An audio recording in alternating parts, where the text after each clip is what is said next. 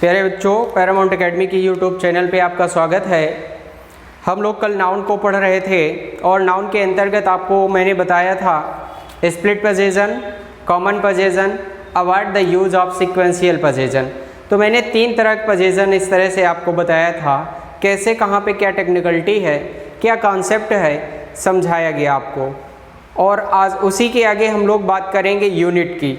हमारे जो नाउन के अंतर्गत अब टॉपिक बच रहे हैं, 2 टॉपिक हैं आपके, 2 टॉपिक शेष हैं, एक यूनिट, दूसरा जो आपका है वो है वोकैबुलरी का। तो हम लोग आज यूनिट को फिनिश करेंगे, इसके बाद कल वोकैबुलरी सेक्शन उठाएंगे। तो आपकी यूट्यूब पर ये रेगुलर क्लास चलती रहेगी। हम पूरा का पूरा जितना भी सिलेबस है सारा आपको यूट्यूब पे कवर करवाएंगे। आप लोग बस बने रहिएगा कंटिन्यू, ठीक है। तो हम लोगों ने कल क्या पढ़ा था, ज़रा एक बार रिवाइज कर लेते हैं। हमने कल बात किया था कॉमन पोजीशन की। किसकी बात किया था? कॉमन पोजीशन की। कॉमन पोजीशन में आपको क्या बताया गया, आइए देखते हैं। कॉमन पोजीशन के अंतर्गत बताया गया कि आपको कोई नाउन दे दिया जाएगा एंड प्लस नाउन सेकेंड दिया जाएगा, इसके साथ यूज किया जाएगा पास्ट ऑफ एस। फिर आपको यूज करना है पोजीशन। क्या यूज करना है? पोजीशन। अब ये पोजीशन आपका जो है या तो सिंगुलर काउंटेबल नाउन होगा या फिर प्लूरल काउंटेबल नाउन होगा, ये बात मैंने बताई। फिर बात किया गया सेकंड क्या है, स्प्लिट पोजीशन। स्प्लिट पोजीशन की बात की गई। स्प्लिट पोजीशन के अंतर्गत हमने बताया आपको 2 अलग अलग नाउन होते हैं, noun first and noun second, और दोनों के साथ अपॉस्ट्रोफी एस का यूज होता है। देन हमें लिखना होता है पोजीशन। तो आने वाला जो पोजीशन होगा वो क्या हो सकता है, या तो प्लूरल काउंटेबल नाउन होगा या फिर अनकाउंटेबल नाउन होगा। क्या होगा? अनकाउंटेबल नाउन होगा। मैंने ये बात बताई थी। इसके बाद हमने एक नोट आपको लिखवाई थी। नोट में ये बताया गया आपको, क्या बताया गया, अवॉइड द यूज ऑफ, क्या बताया गया, avoid the use of sequential position. Avoid the use of sequential position. बताया गया कि भाई सीक्वेंशियल पोजीशन का प्रयोग नहीं किया जाता, अवॉइड कीजिएगा इसका, सीक्वेंशियल पोजीशन के यूज का। तो इसके अंतर्गत हमने बात किया था, आपको कंस्ट्रक्शन दे दिया जाता है नाउन फर्स्ट अपॉस्ट्रोफी एस, फिर लिखा मिलता है नाउन सेकेंड अपॉस्ट्रोफी एस, फिर आपको लिखा मिल जाता है पोजीशन। ये कंडीशन आपको लिखी मिल जाती है जो कि गलत है, जो कि क्या है, रॉन्ग है।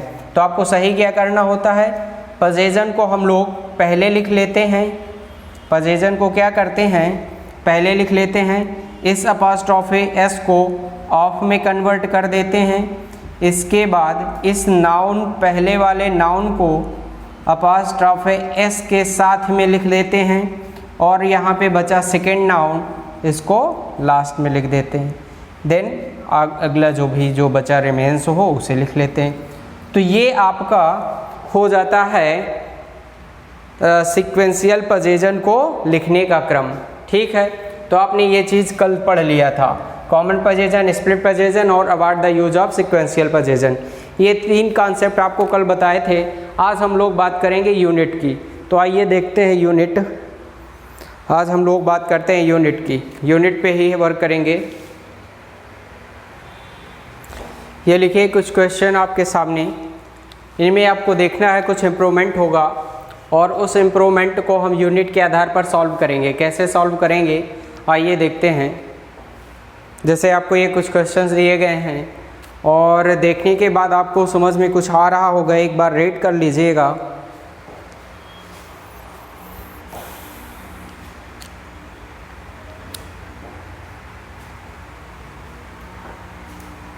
तो यहाँ पर आप देख पा रहे हैं कुछ यूनिट्स दी गई हैं, है ना। यूनिट का यूज किया गया है, आपके पास कुछ यूनिट दी गई हैं, ये सब यूनिट यूज की गई हैं। इन यूनिट को आप देख पाओगे कैसे यूज किया जाता है ना। इन्हीं के यूज को हमें देखना है। तो यहाँ पर आपसे जैसे कह दिया जाए, यूनिट की अगर हम लोग बात करते हैं तो यूनिट बेसिकली 2 प्रकार की होती हैं। अगर हम लोग यूनिट की बात करते हैं तो यूनिट दो प्रकार की होती हैं, एक तो डेफिनेट यूनिट होती है और एक इनडेफिनेट यूनिट होती है। किस तरह की होती हैं? एक डेफिनेट निश्चित होती है, एक इनडेफिनेट होती है अनिश्चित। मतलब दो तरह की यूनिट हो जाती हैं, डेफिनेट और इनडेफिनेट। कितनी हो जाती हैं? एक तो आप जानते हैं डेफिनेट और दूसरी हो जाती है इनडेफिनेट। अब भाई डेफिनेट यूनिट तो आपको पता है निश्चित होती है और इनडेफिनेट यूनिट आपकी अनिश्चित होती है ना। डेफिनेट यूनिट आपकी जो है निश्चित और ये अनिश्चित। इसके बाद यहाँ पे जो मामला क्या निकल के आता है, मामला ये निकल के आता है कि जैसे आपको दो उदाहरण मैं दूं, अगर मैं कह दूं कि हज़ारों रुपए खर्च किए गए, है ना। अगर मैं एक बात कहता हूँ हज़ारों रुपए खर्च किए गए या हज़ारों रुपए बच्चों में बांट दिए गए। अच्छा भाई, हज़ारों रुपए बांट दिए गए, क्या ये यूनिट डेफिनिट है? तो आप कहोगे बिल्कुल नहीं, ये यूनिट डेफिनिट नहीं है, क्योंकि आपने क्या बताया, हज़ारों रुपए बांट दिए गए। अब हज़ारों रुपए का मतलब है पता नहीं कितने हज़ार बांट दिए गए, 10,000, 20,000, 50,000, 60,000, 70,000, कितने हज़ार बांट दिए गए, डेफिनिट नहीं है। तो ये तो आपकी इनडेफिनिट यूनिट हो गई। इसी तरह अगर कहा जाए 10,000 रुपए बांटे गए, हमने क्या कहा, 10,000 रुपए बांटे गए, 10,000 बांटे गए। अगर 10,000 रुपए बांटे गए तो अब इस 10,000 में से ना तो 1 रुपए कम है ना 1 रुपए ज़्यादा है। अब फिक्स है 10,000 ही बांटे गए, तो ये जो 10,000 होगा, 10,000 होगा, ये आपका डेफिनिट हो जाएगा। तो इस तरह से एक डेफिनिट यूनिट हो गई, एक इनडेफिनिट। ठीक है, दोनों में फ़र्क आप समझ पा रहे होंगे। अगर हम लोग डेफिनेट यूनिट की बात करते हैं तो डेफिनेट यूनिट भाई यहाँ पे बात क्या होती है, डेफिनेट इनडेफिनेट में न्यूमरल यूज किए जाते हैं, न्यूमरल एडजेक्टिव यूज किए जाते हैं। न्यूमरल क्या होता है? न्यूमरल होते हैं गिनती वाली चीज़ें। न्यूमरल क्या होता है? न्यूमरल गिनती वाली चीज़ें होती हैं। न्यूमरल का मतलब ही होता है गिनती, काउंटिंग, है ना। तो अगर ये न्यूमरल का मतलब ही होता है गिनती या काउंटिंग, तो यहाँ पे कोई ना कोई संख्या यूज की जाएगी। अगर आपके डेफिनेट की बात की जाएगी तो कोई ना कोई संख्या यूज की जाएगी, 5 है, 10 है, 2 है, 3 है, 4 है ना। इस तरह से आपकी नंबर्स यूज की जाएंगी, इसे ही हम लोग कहेंगे न्यूमरल। तो आइए हम लोग पहले डेफिनेट का कॉन्सेप्ट देखते हैं थोड़ा, क्या है डेफिनेट का कॉन्सेप्ट।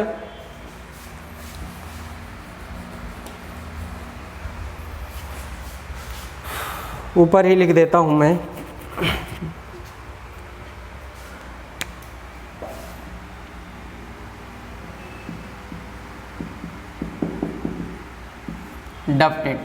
डेफिनेट का मामला क्या होता है, देखिए आपको दिया जाएगा न्यूमरल, क्या दिया जाएगा, न्यूमरल दिया होगा, न्यूमरल प्लस आपको दिया जाएगा यूनिट, न्यूमरल दिया जाएगा प्लस आपको दे दिया जाएगा यूनिट, और यूनिट प्लस यूनिट के बाद या तो आपको कोई नाउन लिखा मिल जाएगा या फिर लिखा मिल जाएगा एडजेक्टिव, है ना। Numeral plus unit plus noun या एडजेक्टिव, ऐसी कंडीशन आपको लिखी मिल जाती है। न्यूमरल आपको पता है, न्यूमरल क्या होगा, गिनती की बात करेगा, किसकी, काउंटिंग होती है ना। ये किसकी बात करता है, काउंटिंग की, गिनती होती है, कोई ना कोई आपको नंबर्स दी जाएगी, है ना। इसके बाद यूनिट आती है, और इस कंडीशन में ये यूनिट हमेशा और हमेशा सिंगुलर रखी जाती है। कैसी होती है, न्यूमरल अगर हम लोग डेफिनेट की बात करेंगे तो वहाँ पे न्यूमरल प्लस यूनिट, और यूनिट हमेशा कैसी होगी, हमेशा सिंगुलर होगी। कैसी होगी, सिंगुलर फॉर्म में होगी। कैसी होगी, हमेशा यूनिट सिंगुलर होगी। ठीक है, तो आपको ध्यान देना है, न्यूमरल हमेशा न्यूमरल बाद यूनिट, और ये यूनिट हमेशा सिंगुलर में होती है। जैसे कि आपको कहता है मोना शाह 5 फीट स्नेक। अब यहाँ पे आपने देखा कि मोना है, मोना ने एक 5 फीट लंबा स्नेक देखा।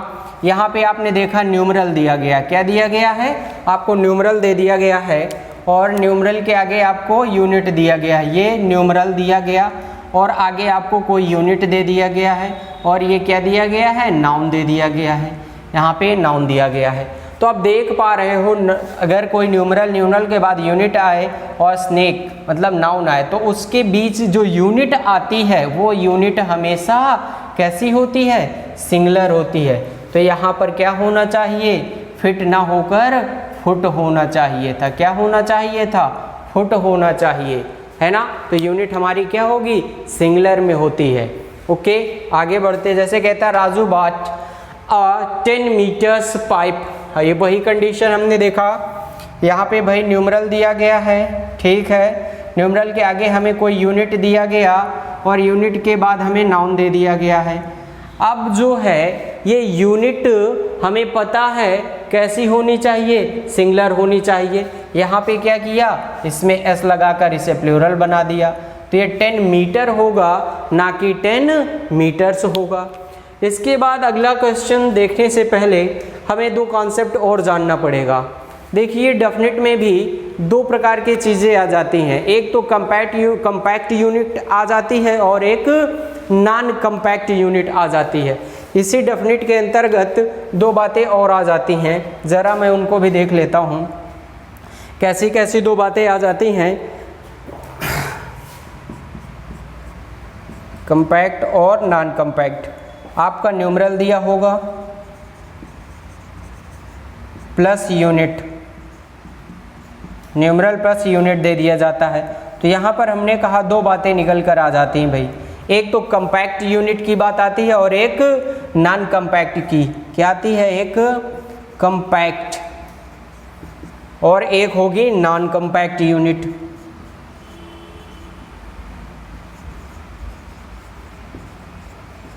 कंपैक्ट और नॉन कंपैक्ट। अब भाई नॉन कंपैक्ट और कंपैक्ट ये कैसी यूनिट हो गई, देखिए कंपैक्ट यूनिट वही यूनिट होती हैं, कंपैक्ट यूनिट वो यूनिट होती हैं जो अपना मतलब, अपना अर्थ बिना किसी अन्य की मदद के एक्सप्लेन कर दें, है ना। मतलब ये अपना अर्थ देने में, अपना तात्पर्य बताने में किसी दूसरे शब्दों की सहायता नहीं लेते हैं, ठीक है। और नॉन कंपैक्ट ऐसे होंगे यूनिट जिन्हें एक्सप्लेन करने के लिए हमें दूसरे शब्दों की ज़रूरत होती है। तो कहने का मतलब ये सेल्फ सफिशिएंट होते हैं इन मीनिंग, मीनिंग में सेल्फ सफिशिएंट होते हैं, ये सेल्फ सफिशिएंट नहीं होते हैं, है ना, not self sufficient in meaning. तो यहाँ पे आप एक बात तो जान लो, सेल्फ सफिशिएंट इन मीनिंग क्या होगा, self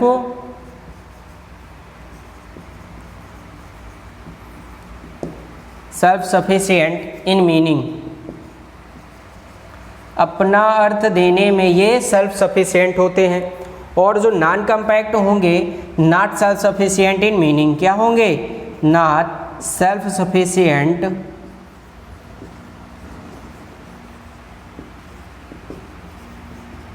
not self sufficient in meaning. ये मीनिंग में सेल्फ सफिशिएंट नहीं होते हैं, ये मीनिंग में सेल्फ सफिशिएंट नहीं होते हैं और ये आपके कंपैक्ट मीनिंग में सेल्फ सफिशिएंट होते हैं। भाई जैसे कि हम लोग यहाँ पे बात करें सेल्फ सफिशिएंट होते हैं तो कैसे हो जाएंगे, जैसे आप डे, इसके अंतर्गत अगर हम एग्जांपल की बात करें डे आ जाएगा, ठीक है, डे है और मंथ है, ईयर है,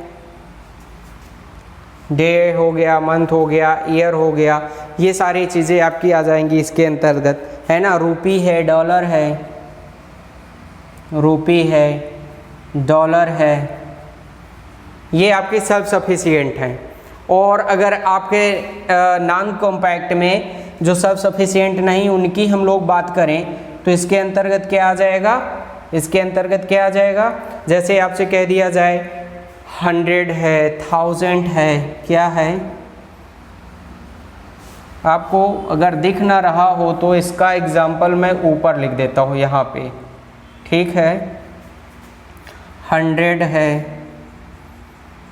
100 हो जाए, 1000 हो जाएगा, 1000 हो जाएगा, है ना। स्कोर हो जाएगा, रिम हो जाएगा, ठीक है, 100,000, स्कोर, रिम, डजन आदि, ये सब आपके नॉन कॉम्पैक्ट टाइप के होंगे। कैसे कॉम्पैक्ट और नॉन कॉम्पैक्ट, भाई ज़रा एक बार इसको भी समझ लें।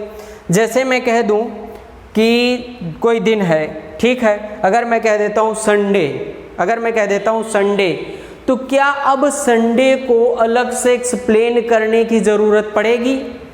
आप कहते हो मेरा मित्र संडे को आएगा, तो क्या अब इसमें कोई क्वेश्चन बनेगा कि संडे को आएगा? तो संडे को आएगा तो आएगा, अगले संडे को आ रहा है, नेक्स्ट संडे को आएगा, तो अब संडे को एक्सप्लेन करने की ज़रूरत नहीं पड़ेगी, है ना।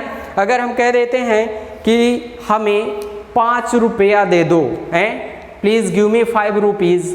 अगर मैं कहता हूँ प्लीज़ गिव मी 5 रुपीज़, अगर मैं कहता हूँ प्लीज़ गिव मी 5 रुपीज़, मुझे 5 रुपया दो, तो यहाँ पर क्या रूपी को अब एक्सप्लेन करने की ज़रूरत है? आप बिना क्वेश्चन के, बिना कुछ पूछे क्या करते हो? 5 रुपए दे देते हो, है ना। लो भैया 5 रुपए आपने मांगा, लो दे देते हो बिना कुछ क्वेश्चन के, है ना। तो कहने का मतलब ये है, जो कंपैक्ट यूनिट होंगी उनके साथ हम लोग एस या ई एस को ऐड करते हैं। क्या ऐड करते हैं? एस या ई एस को ऐड किया करते हैं। और जो नॉन कंपैक्ट होंगी, अर्थात जो अपना मतलब, अपना अर्थ देने में सफिशिएंट नहीं है, ऐसे वर्डों के साथ एस या ई एस का यूज नहीं करते हैं। तो इसके साथ एस या ई एस का यूज नहीं किया जाता है, का यूज नहीं किया जाता है, ठीक है। अर्थात कैसे? जैसे मैं कह देता हूँ मुझे 4000 दे दो, है ना। मैं क्या कह दूँ? अगर मैं आपसे कहता हूँ मुझे 4000 दे दो, तो आप 4000 जैसे ही मांगा तो आपके दिमाग में बात आ जाती है, भाई क्या, अरे 4000 मांग रहे हो, क्या 4000 दे दे? 4000 तुम्हें ईंटें चाहिए हैं, 4000 तुम्हें चेयर चाहिए, 4000 तुम्हें रुपया चाहिए, क्या चाहिए आखिर बताओ तो। आपने कहा मुझे भैया 500 दे दो। अब 500 देने के बाद जिस बंदे से आप मांग रहे हो वो बंदा सोच में पड़ जाएगा कि भाई यार अगला बंदा 500 मांग रहा तो क्या मांग रहा है, मतलब अब इसे आपको एक्सप्लेन करना पड़ेगा कि मुझे 500 चेयर्स चाहिए, मुझे 500 ईंटें चाहिए, है ना। जैसे ही आप आगे कुछ ना कुछ ऐड कर दोगे वैसे ही इनका मीनिंग समझ में आ जाएगा। तो कहने का मतलब ये अगर अकेले लिखे हैं तो ये सेल्फ सफिशिएंट मीनिंग में नहीं है, तो इन्हें सेल्फ सफिशिएंट ना होने की वजह से इनके साथ एस या ई एस का एडिशन नहीं किया जाता है, ठीक है। बाकी कंपैक्ट के साथ आप एस या ई एस को ऐड करते हो। जैसे अगला क्वेश्चन कहता है सपना डिमांडेड 5000 रुपीज़, ठीक है। सपना ने मांगा, भाई डिमांड किया है, किसकी डिमांड किया है? 5000 रुपीज़ की। तो 5 ठीक है, आगे दिया गया आपको 1000 है, आपको तो पता है यूनिट दिया गया है, ये यूनिट जो है आपकी सिंगुलर रहेगी, इसके साथ एस या ई एस का यूज नहीं करोगे, ठीक है। नेक्स्ट क्वेश्चन आपसे कहता है दे स्पेंट 5 रुपीज़, है ना। अगर आप यहाँ पे देख रहे हो कि दे स्पेंट कितना 5 रुपीज़, तो ये आपकी क्या दिया गया है? यूनिट दिया है। क्या दिया है? न्यूमरल यूनिट दिया। कैसी यूनिट दिया है? न्यूमरल दिया है, और इसके आगे दिया है रुपीज़। तो ये बताइएगा, अगर कहता है दे स्पेंट 5 रुपीज़, तो अगर ये आपसे कह दिया जाए दे स्पेंट 5 रुपीज़, तो क्या ये अपना अर्थ देने में सेल्फ सफिशिएंट हैं? हाँ बिल्कुल हैं। भाई आप कहते हो कि उसने 5 रुपये खर्च कर दिया, बात समझ में आती है, हाँ भाई उसने 5 रुपये खर्च किया, इसको हमें एक्सप्लेन करने की ज़रूरत नहीं है। इसलिए अब इस रूपी के आगे आप प्लूरल इसे बना सकते हो एस या ई एस जोड़ कर, तो ये रुपीज सही है, कोई प्रॉब्लम नहीं।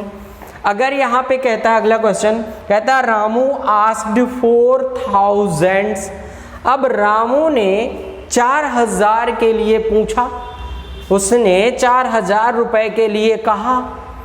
अब सॉरी, उसने 4000 के लिए कहा।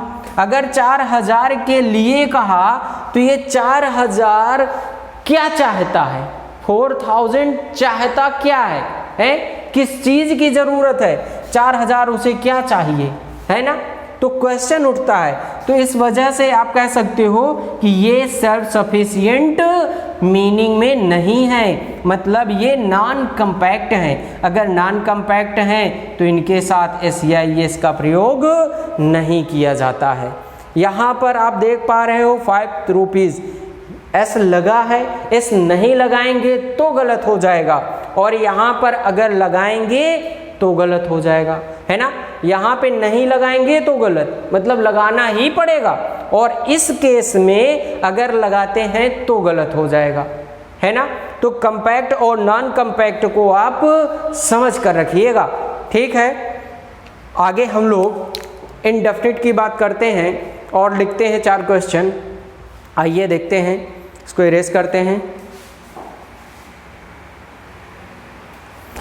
चलिए, आपको दिए गए कुछ क्वेश्चन हैं, इनको आप सॉल्व कीजिएगा और इसके बाद मैं इन्हें सॉल्व कराता हूँ। आप देखिएगा क्या एरर है, क्या प्रॉब्लम है, क्या इंडेफिनिट यूनिट से रिलेटेड आपके क्वेश्चन हैं, आप देखिएगा।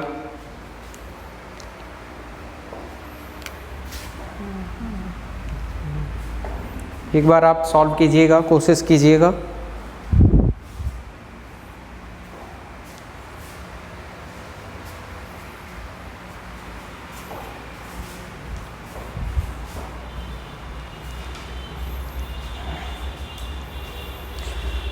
चलिए आइए देखते हैं, इनडेफिनिट यूनिट के कॉन्सेप्ट को समझते हैं ज़रा।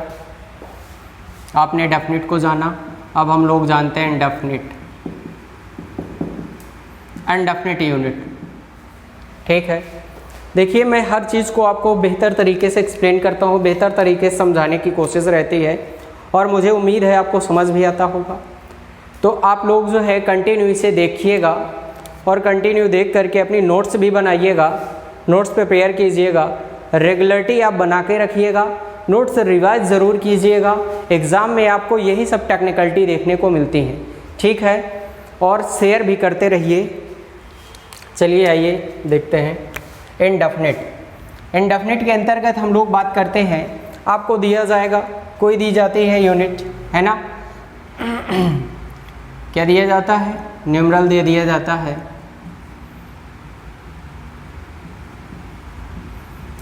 न्यूमरल दे दिया जाता है। अच्छा, ये न्यूमरल दे दिया जाएगा, ठीक है। न्यूमरल में आपको हमने 2 तरह की चीज़ यूनिट बता दी थी, एक कंपैक्ट बता दिया था, एक नॉन कंपैक्ट बता दिया था, है ना? तो या फिर नॉन कंपैक्ट बता दिया था। तो यहाँ पे नॉन कंपैक्ट टाइप की चीज़ें दे सकता है या फिर न्यूमरल दे सकता है।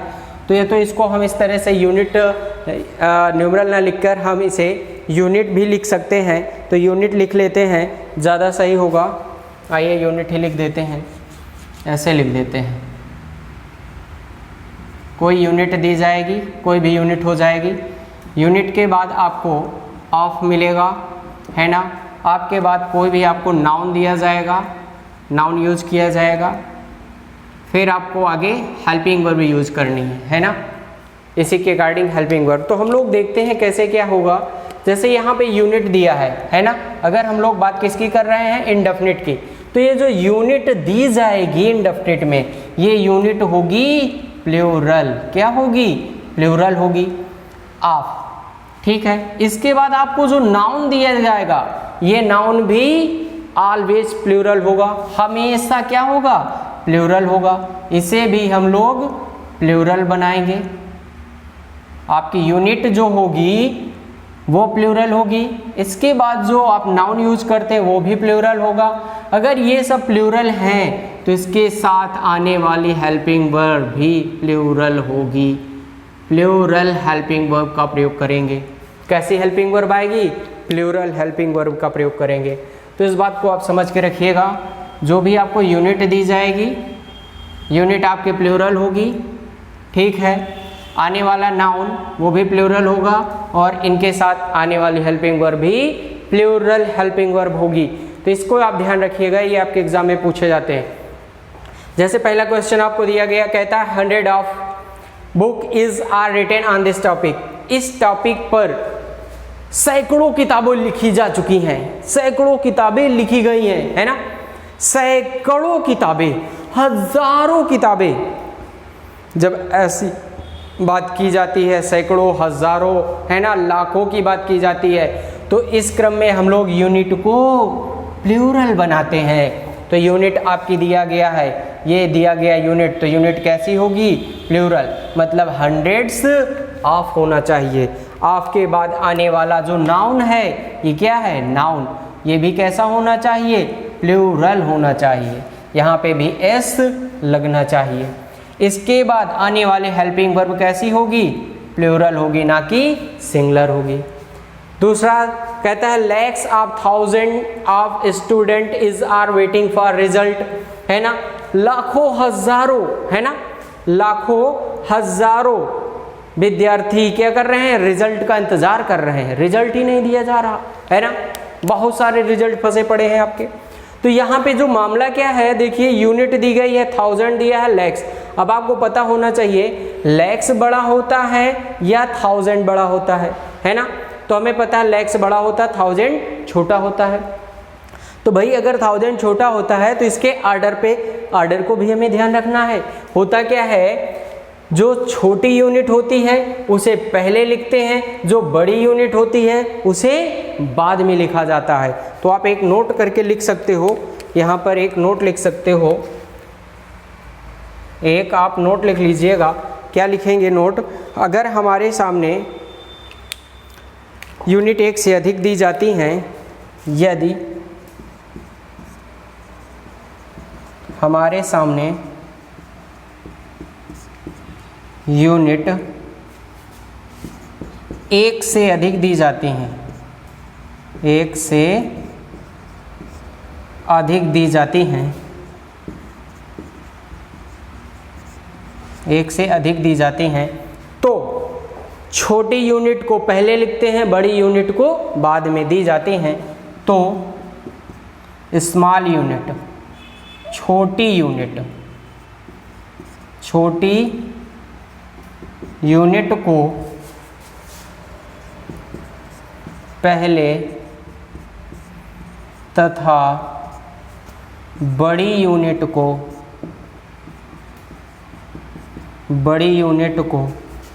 बाद में लिखते हैं।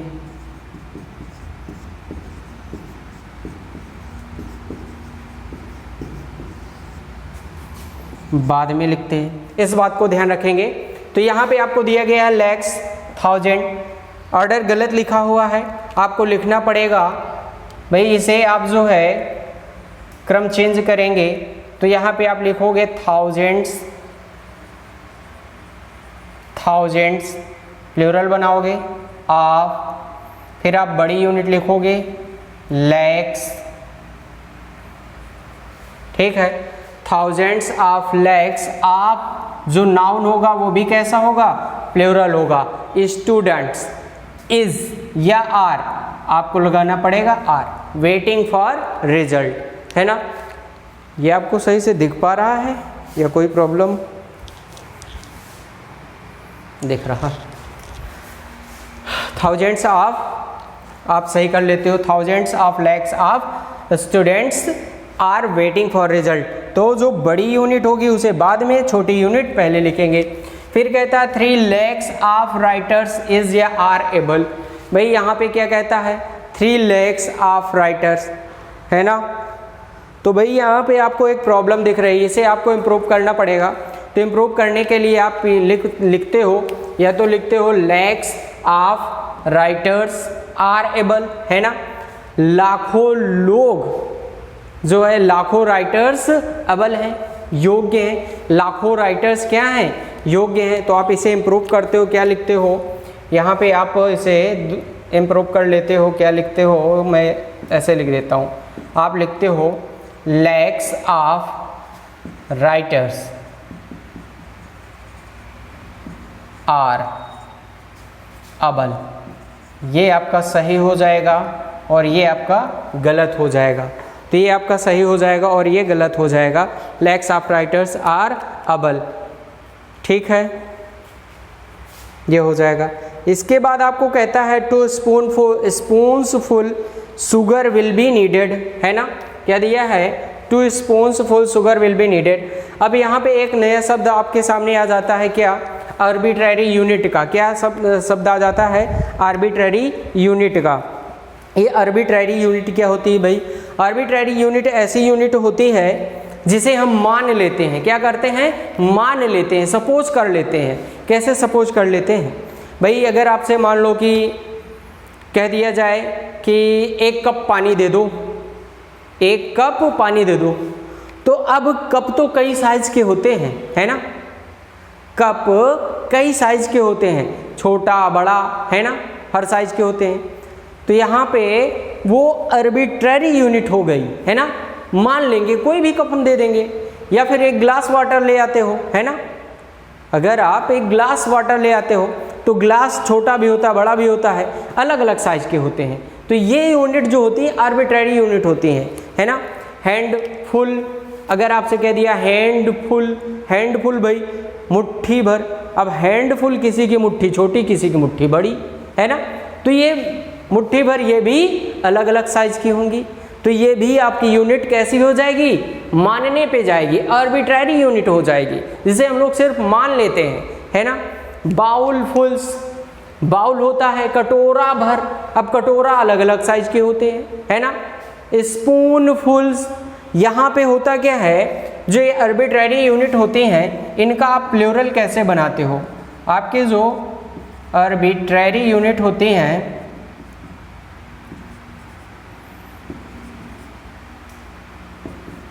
आर्बिट्ररी यूनिट, आर्बिट्ररी यूनिट कौन कौन सी हो जाएंगी, जैसे आपके ग्लास हो जाए, बाउल हो जाए, है ना, या फिर स्पून हो जाए, हैंड हो जाए, हैंडफुल, आप समझ पा रहे होंगे, या फिर कप लिख देते हो ऐसे। तो ये इस तरह की जो यूनिट हैं आपकी आर्बिट्ररी यूनिट होती।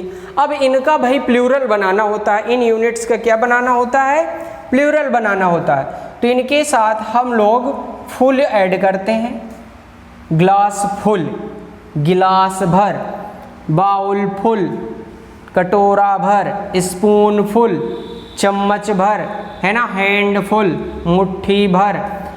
अब इन्हें प्लूरल बनाना है तो इनके साथ एस या एस हम लोग लास्ट में ऐड करते हैं। हम लोग कहाँ पर ऐड करते हैं, आपको दिख नहीं रहा होगा, थोड़ा इसे हम रेस कर देते हैं। आप फुल लिखोगे, फुल के साथ एस का एडिशन किया जाता है, तो ये लिखा जाता है ग्लास फुल्स, बाउल फुल्स, है ना। तो इसको कहाँ पे ऐड करते हो, फुल के बाद, ना कि फुल के पहले। तो यहाँ पे जैसे दिया है 2 spoons full sugar will be needed, है ना। अब ये आपकी आर्बिट्ररी यूनिट थी, आर्बिट्ररी यूनिट का हमें प्लूरल बनाना था, तो इसे हम लोग सही करेंगे। क्या होगा सही, स्पून फुल्स, क्या हो जाएगा, स्पून फुल्स हो जाएगा। 2 spoonfuls sugar will be needed, ये आपका सही हो जाएगा। इधर कहता है handful of soldier have fought, handful नहीं, हैंडफुल्स, मुट्ठी भर, है ना, मुट्ठी भर सैनिक लड़े। तो यहाँ पे होना चाहिए क्या, हैंडफुल्स ऑफ सोल्जर्स।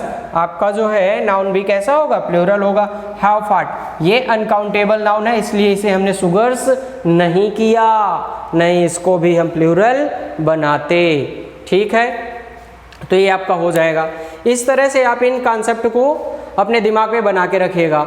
डेफिनिट और इनडेफिनिट, डेफिनिट का मामला आपने देखा, इनडेफिनिट का मामला देखें, फिर आर्बिट्ररी यूनिट, इसके बाद जो आपने देखा है यूनिट का अरेंजमेंट, है ना। तो छोटी यूनिट पहले रहेगी, बड़ी यूनिट बाद में, तो ये आपका मामला हो जाता है। इसके बाद यूनिट आ जाती है फ्रैक्शनल यूनिट। तो हम लोग बात करेंगे अब फ्रैक्शनल यूनिट की। इनको हम इरेज करते हैं यहाँ से, फ्रैक्शनल यूनिट को देखते हैं। चलिए आइए देखते हैं फ्रैक्शनल यूनिट। तो भाई यूनिट है, यूनिट के ही अंतर्गत आप क्या जाते हैं, फ्रैक्शन, क्या आ जाते हैं, फ्रैक्शन, फ्रैक्शनल यूनिट आ जाएंगे। यहाँ से आपको सवाल देखने को मिल जाता है। फ्रैक्शन की अगर हम लोग बात करें तो फ्रैक्शन आप पढ़ चुके होंगे। फ्रैक्शन क्या होते हैं भाई? फ्रैक्शन जिन्हें हिंदी में भिन्न कहा जाता है ना, क्या कहा जाता है? भिन्न, बटे वाले सवाल, है ना, भिन्न कहा जाता है। तो यहाँ पे होता क्या है, आप जानते हैं न्यूमरेटर होता है ना, ये ऊपर, और नीचे डिनोमिनेटर होता है, डिनोमिनेटर होता है, न्यूमरेटर और डिनोमिनेटर होता है ना, न्यूमरेटर और डिनोमिनेटर, ये हो जाता है न्यूमरेटर डिनोमिनेटर। ये आपका, जिसे आप अंश कहा करते हो हिंदी में, और जिसे आप इसे हर कहते हो हिंदी में, ये हर है, ये अंश है, ठीक है, ये आपकी फ्रैक्शन हो जाती। अब यहाँ फ्रैक्शन में जैसे हम लोग बात करें, मान लो एक आपका कोई सर्कल है और इसे इस तरह से पार्ट्स में डिवाइड कर दिया गया, ठीक है, दिस इज साइडेड पोर्शन, ये साइडेड पार्ट है। अगर आपको साइडेड पार्ट को यहाँ पर दिखाना है, अगर आपको साइडेड पार्ट को इसमें दिखाना है तो आप क्या दिखाओगे? 1/3 लिखोगे, है ना, 1/3 लिखोगे। 3 भागों में से एक भाग साइडेड है, और ये जो है ये पार्ट को शो करता है, किसको शो करेगा? पार्ट को। और ये जो है टोटल को शो करता है, किसको शो करता है? टोटल को।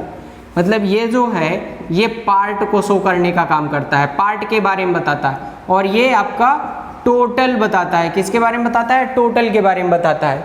तो यहाँ पर आपको पता चल रहा 1/3, ये पार्ट है, ये टोटल में से एक पार्ट इसका साइडेड है। तो यहाँ पर आप ये इस बात को जानते हो। यहाँ पे सवाल क्या बन जाता है भाई? यहाँ पे अब हमें जैसे 1/3 लिखना है तो प्रश्न बन जाता है, देखने को मिलता है कहीं कहीं 1/3 से लिखा मिलेगा, कहीं 1/3 लिखा मिलेगा। तो अब सही क्या है? 1/3 सही है या 1/3 सही है? और इसके हिसाब से अगर आपको हेल्पिंग वर्ब यूज करना पड़े तो आप सिंगुलर हेल्पिंग वर्ब यूज करोगे कि प्लूरल हेल्पिंग वर्ब यूज करोगे, ये चीज़ें आपको जानना होगा। तो हम लोग यूनिट की बात करते हैं, यूनिट फ्रैक्शन की पहले बात करते हैं। किसकी बात करेंगे? यूनिट फ्रैक्शन की। अगर हम लोग यूनिट फ्रैक्शन की बात करें, जो इसके अंतर्गत होगा क्या?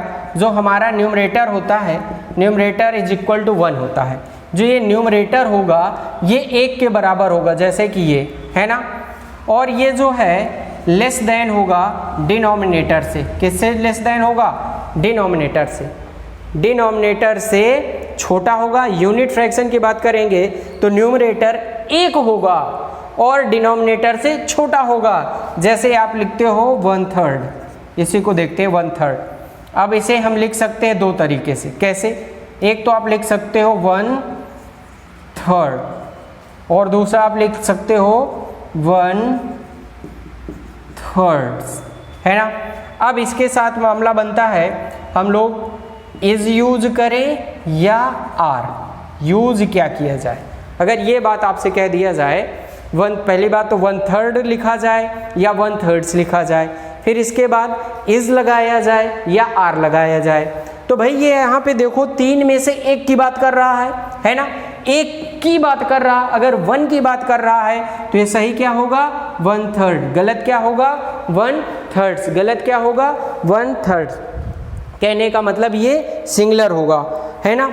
और ये अगर सिंगुलर होगा तो इसके साथ आने वाली हेल्पिंग वर्ब भी कैसी होगी? सिंगुलर होगी, है ना। तो यहाँ पर आप यूज क्या करते हो? Singular helping verb. क्या यूज करते हो? सिंगुलर हेल्पिंग वर्ब यूज की जाती है, सिंगुलर हेल्पिंग वर्ब, है ना। ये होगा कैसा? ये होगा सिंगुलर। कैसा होगा? सिंगुलर होगा। और हेल्पिंग वर्ब कैसी आएगी? वो भी सिंगुलर आएगी। इसी के अकॉर्डिंग हेल्पिंग वर्ब भी कैसी आएगी? सिंगुलर आएगी। तो ये पहला कॉन्सेप्ट आपका निकल आता है भाई, है ना। 1/3 लिखेंगे, 1/3 गलत होगा। और जो है सिंगुलर हेल्पिंग वर्ब, अगर ये सिंगुलर है तो सिंगुलर हेल्पिंग वर्ब लेगा। ये पहला कॉन्सेप्ट हो गया। इसके बाद दूसरा हम बताते हैं, इसको अरेंज करते हैं, आते हैं प्रॉपर फ्रैक्शन पे, है ना। चलिए आइए देखते हैं प्रॉपर फ्रैक्शन।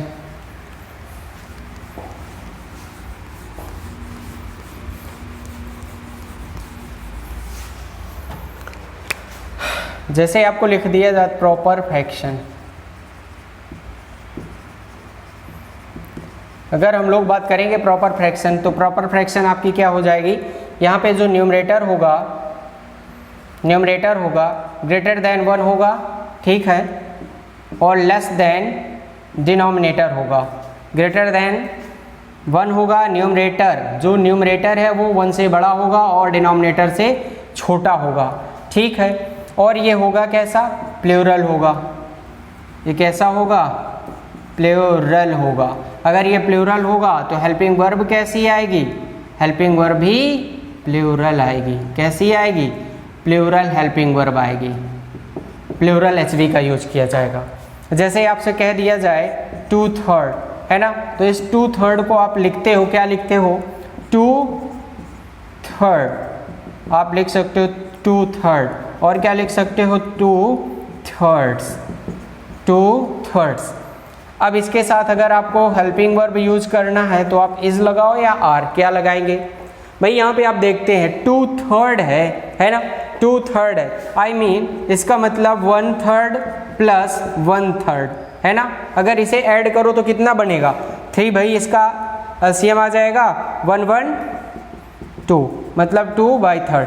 तो यहाँ पे आप देखोगे क्या, ये सिंगल यूनिट तो है नहीं, ये डबल यूनिट है। एक दो यूनिट से मिलकर के बना है। अगर 2 यूनिट से मिलकर के बना है तो ये हो गया प्लूरल, नहीं होगा सिंगुलर। अगर ये प्लूरल हो गया तो 2/3, और अगर ये 2/3 प्लूरल है तो हेल्पिंग वर्ब भी कैसी आएगी, प्लूरल। नहीं यूज कर पाओगे आप सिंगुलर हेल्पिंग वर्ब। कैसी हेल्पिंग वर्ब आएगी, प्लूरल हेल्पिंग वर्ब। चलिए इसको इरेज करते हैं। इम्प्रॉपर फ्रैक्शन की हम लोग बात करते हैं, ठीक है। इम्प्रॉपर फ्रैक्शन,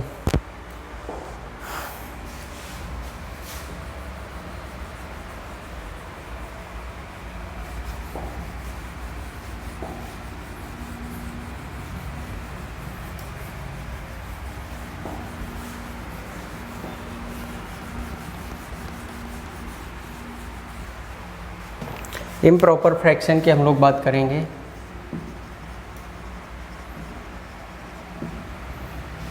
इम्प्रॉपर फ्रैक्शन कौन सी हो जाएगी, अगर हम लोग इम्प्रॉपर फ्रैक्शन की बात करें तो न्यूमरेटर जो होगा ग्रेटर देन 1 होगा, प्लस ये न्यूमरेटर ग्रेटर देन डिनोमिनेटर होगा। ये न्यूमरेटर डिनोमिनेटर से भी बड़ा होता है। क्या होता है, डिनोमिनेटर से भी बड़ा होता है। इस कंडीशन में ये भी आपका प्लूरल होगा, और इसके अकॉर्डिंग अगर ये प्लूरल है तो आने वाली हेल्पिंग वर्ब भी कैसी होगी, प्लूरल हेल्पिंग वर्ब होगी। जैसे आपसे कह दिया जाए, मान लीजिएगा 5/4 ऐसे दे दिया जाए, ठीक है, या मान लीजिए 5/3 ही लिख लेता हूँ। तो इसे आप लिखते हो 5/3, या आप लिखेंगे 5/3, है ना। इसके लिए अगर आपको यूज करना पड़े हेल्पिंग वर्ब तो आप इज लगाएंगे या फिर आर, क्या यूज करेंगे। तो भाई हमें तो पता है ये काउंटिंग भी कितनी है, एक तो है नहीं, 2 से ज़्यादा है। अगर ये 2 से ज़्यादा, वो मोर देन 1 है तो ये प्लूरल होगी, और प्लूरल होगी तो हेल्पिंग वर्ब भी प्लूरल लेगी। मतलब सही क्या होगा, 2/3, गलत क्या होगा, सही क्या होगा 5/3, गलत क्या होगा 5/3।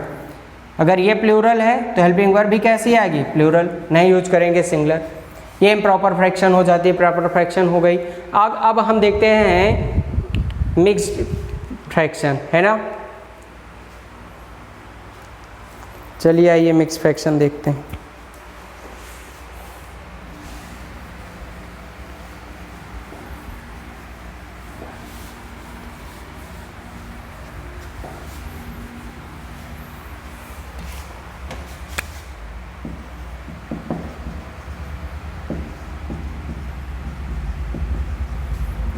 मिक्स फ्रैक्शन भाई यहाँ पे भी आप देखोगे, जैसे आपको दिया जाएगा 5/3 दिया जाए, है ना, 5/3 दिया गया। इसे आप जो है मिक्स फ्रैक्शन में बदलोगे तो क्या करोगे, 5 को 3 से आप डिवाइड करोगे, 1 टाइप डिवाइड होगा, रिमाइंडर 2 आ जाएगा। मतलब इसे लिखोगे 2 होल 1/3, है ना, ये लिखोगे। तो यहाँ पे आप देख क्या पाओगे कि 2 + 1/3, यहाँ पे ये लिखा हुआ है, क्या लिखा हुआ है ना। तो यहाँ पे आप इसे सॉल्व करोगे तो 1 एलसीएम ले लोगे, 3 आ जाएगा, है ना, 2 1 2 2 हो जाएगा, 3 1 3, सॉरी यहाँ पे क्या हो जाएगा 1 3 जा 3, 3 2 जा 6 हो मैंने क्या किया वो सॉरी 1 टाइम जाएगा, मैंने उल्टा लिख दिया, 1 टाइम जाएगा 2 है ना। तो आपने देखा क्या कि 1 + 1/3 कर लेते हो, तो यहाँ पर आपका 3 एलसीएम मिल गया और 1 है ना, 3 1 जा 3 1 आ जाएगा और 1 3 जा 3 मतलब 3 आ जाएगा। गड़बड़ क्या कर रहा हूँ मैं, ये सॉरी 1 + 2/3 दिया है। अगर इसे आप हल करोगे, सॉल्व करोगे, 3 एलसीएम लेंगे, 3 1 जा 3, 1 का 2 में मल्टीप्लाई करोगे 2 आ जाएगा, 1 3 जा 3 3 आ जाएगा। तो आप देखोगे आप 5/3। तो कहने का मतलब ये है कि ये जो यूनिट है, ये यूनिट लिखी क्या है 1 + 2/3, ये लिखा हुआ है भाई। ये यूनिट क्या है, ये 1 + 2/3 लिखा है। कहने का मतलब मोर देन 1 है। क्या है, मोर देन 1 है। अगर मोर देन 1 है तो होगी कैसी, प्लूरल हो जाएगी। तो इसे हम लोग लिखेंगे कैसे और इसके साथ कैसे बिहेव करेंगे देखते हैं। 1 and 2/3, 1 and 2/3, या फिर हम लिखेंगे 1 and 2/3। अगर इसके साथ हेल्पिंग वर्ब यूज करना हो तो क्या यूज करेंगे, इज या आर। क्या यूज करेंगे भाई, इज या आर। कहने का मतलब सिंगुलर या प्लूरल। तो भाई यहाँ पे आप देखते हैं 1 and 2/3 मोर देन 1 है, तो हम लोग 2/3 को ही सही मानेंगे और इसके साथ प्लूरल हेल्पिंग वर्ब यूज करेंगे। नहीं यूज करते हैं सिंगुलर हेल्पिंग वर्ब। यहाँ पे संख्या 1 से अधिक है, इसी वजह से आप ऐसा बिहेव करते हो, है ना। जैसे कि आपको लिखा मिल जाए, है ना। तो इसे आप क्या लिख लेते हो, 1 and 1/10, या आप क्या लिखोगे 1 and 1/10, 1/10। अगर इसके साथ हेल्पिंग वर्ब यूज करना है तो आप सिंगुलर लोगे या प्लूरल क्या लेंगे भाई। ये है 1 and 1/10 दो यूनिट हैं, प्लूरल होगा, नहीं यूज करोगे सिंगुलर, और ये भी प्लूरल हेल्पिंग वर्ब लेगा। तो ये तो आपकी बातें रही यूनिट की, ठीक है। हम लोग यूनिट की बात यहाँ पे कर चुके। कल हम लोग अब बात करेंगे वोकैबुलरी की, ठीक है। तो आप यूनिट की बात यहाँ पे फिनिश कर लेते हो। अब अगला टॉपिक आता है वोकैब्स का, है ना, वोकैबुलरी की। तो वोकैबुलरी से रिलेटेड क्वेश्चन जो भी होंगे, जो भी वोकैब्स होगी, वो हम लोग कल देखेंगे। आज यहीं पे अपनी क्लास को ऑफ करते हैं। ओके, आप लोग देखिएगा, नोट्स बनाइएगा, सब्सक्राइब कीजिएगा, शेयर कीजिएगा। Thank you for watching.